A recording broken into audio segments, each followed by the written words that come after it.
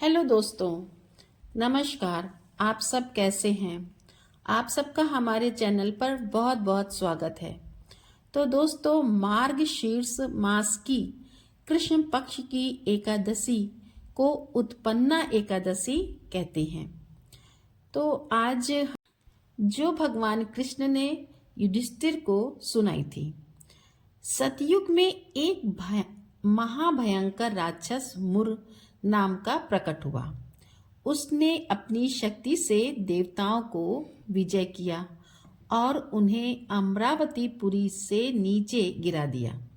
वे बेचारे मृत्यु लोक की गुफाओं में निवास करने लगे और कैलाशपति की शरण में जाकर दैत्य के अत्याचारों का तथा अपने महान दुख का वर्णन किया। शंकर जी कहने लगे, आप भगवान विष्णु की शरण में जाइए।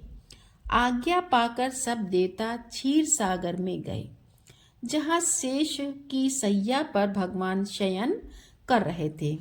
वेद मंत्रों द्वारा स्तुति करके भगवान को प्रसन्न किया। तब प्रार्थना करके इंद्र कहने लगा, एक जंग नाम का दैत्य ब्रह्मवंश से चंद्रावती नगरी में उत्पन्न हुआ। उसके पुत्र का नाम मुर है। उस मुर दैत्य ने हमें स्वर्ग से निकाल दिया। आप ही सूर्य बनकर जल का आकर्षण करता है। आप ही मेघ बनकर जल बरसाता है। भूलोक के बड़े बड़े कर्मचारी देवता सब शरणार्थी बन चुके हैं। अतः आप उस बलशाली दैत्य को मारकर हमारा दुख दूर कीजिए। भगवान बोले, हे देवताओं, मैं तुम्हारे शत्रु का शीघ्र संहार करूंगा। आप निश्चिंत होकर चंद्रावती नगरी पर चढ़ाई करो।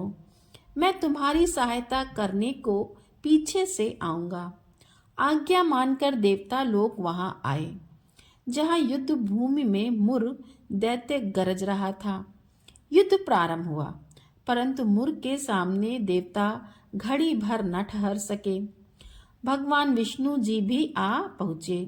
सुदर्शन चक्र को आज्ञा दी, शत्रुओं का संहार करो। चक्र ने चारों ओर सफाई कर दी। एक मुर दैत्य का सिर काट सका और न गदा उसकी गर्दन तोड़ सकी। भगवान ने सारंग धनुष हाथ में लिया। बाणों द्वारा युद्ध प्रारंभ हुआ, परंतु शत्रु को मार ना सके। अंत में कुश्ती करने लगे। हजारों वर्ष व्यतीत हो गए, परंतु प्रभु का दाव बंध एक न सफल हुआ। मुर दैत्य पर्वत के समान कठोर था। प्रभु का शरीर कमल के समान कोमल था। वह थक गए। मन में विश्राम की इच्छा उत्पन्न हुई। शत्रु को पीठ दिखाकर भाग चले। आपकी विश्राम भूमि बद्रिकाश्रम थी। वहां एक गुफा 12 योजना की थी। हेमवती उसका नाम था। उसमें घुसकर सो गए। मुर दैत्य भी पीछे पीछे चला आया। सोते हुए शत्रुओं को मारने के लिए तैयार हो गया। उस समय एक सुंदर कन्या प्रभु के शरीर से उत्पन्न हुई, जिसके हाथ में दिव्यास्त्र थे। उसने मुर के अस्त्र शस्त्रों को टुकड़े टुकड़े कर दिया, रथ भी तोड़ दिया। फिर भी उस सूरवीर ने पीठ न दिखाई। कुश्ती करने को कन्या के समीप आया। कन्या ने धक्का मार दिया और कहा, यह मल्ल युद्ध का फल है। जब उठा तो उसका सिर काट कर कहा कि यह हठ योग का फल है। तब मुर की सेना पाताल को भाग गई। भगवान निद्रा से जागे तो कन्या बोली, यह दैत्य आपको मारने की इच्छा करके आया था। मैंने आपके शरीर से उत्पन्न होकर इसका वध कर दिया। भगवान बोले, तुमने सर्व देवताओं की रक्षा की है। मैं तुम पर प्रसन्न हूँ, वरदान देने को तैयार हूँ।